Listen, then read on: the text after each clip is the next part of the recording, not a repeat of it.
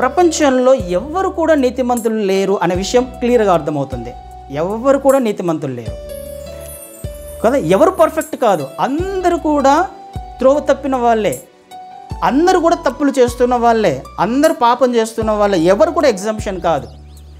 ఆలోచనల ద్వారా ఎందుకు, ఇది ఆత్మీయ జీవితం కాబట్టి ఏదో విషయంలో ప్రతిరోజు కూడా ఏదో విషయంలో ఏదో ఆలోచన ద్వారా క్రియ ద్వారా హృదయంలో ఏదో ఒక రకంగా మనం దేవునికి వ్యతిరేకమైనవి పనులు చేస్తూనే ఉంటాము. ఏ ఒక్కరు కూడా నీతిమంతుడు లేరు, దేవుని చిత్త ప్రకారం జీవించే వాళ్ళు ఎవరు లేరు ప్రపంచంలో.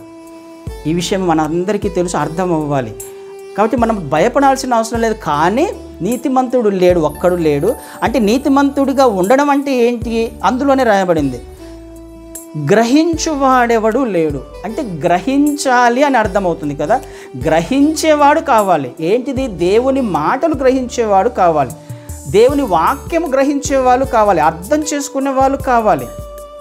నీతిగా జీవించాలి అని అంటే గ్రహించువాడు లేడు. అంటే గ్రహించగలిగితే నీతిగా జీవించే ప్రయత్నం చేయొచ్చు, దేవుని వాక్యానుసారంగా జీవించే ప్రయత్నం చేయొచ్చు, ఆయన అథారిటీ కింద జీవించే ప్రయత్నం చేయొచ్చు, ఆయన వాక్యం ఏం సెలవిస్తుందో గ్రహించడానికి ప్రయత్నం చేయొచ్చు కదా. గ్రహించువాడు ఒక్కడు లేడు, వెతుకువాడు ఎవరు లేరు, దేవుణ్ణి వెతికేవారు లేరు. నీతిమంతునిగా జీవించకపోవడం, తప్పు చేస్తుండడం అంటే అర్థం ఏంటి, దేవుణ్ణి వెతకకపోవడమే కదా. వెతికేవారు లేరు. ఆయనను వెతికితే నీతిగా జీవించే ప్రయత్నం చేస్తున్నట్టు, ఆ శిక్ష నుంచి తప్పించుకునే ప్రయత్నం చేస్తున్నట్టు.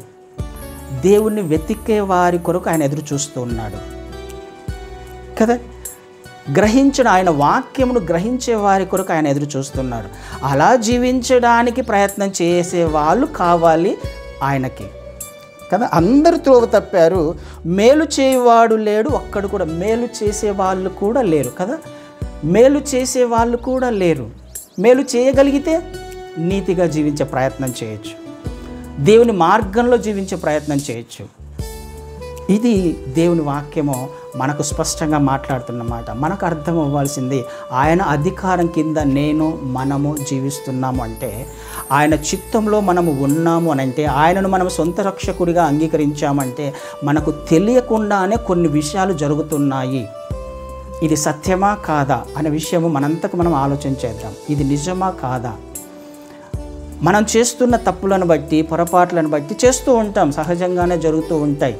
అయితే ఈ తప్పులను గ్రహించాలి, దేవుని చిత్తాన్ని గ్రహించే వాళ్ళు కావాలి అని అంటున్నారు. తప్పు జరిగినప్పుడు, పొరపాటు జరిగినప్పుడు దానిని గ్రహించే వాళ్ళు కావాలి అంటున్నారు. ఆయనను వెతికే వాళ్ళు కావాలి అని అంటున్నాడు.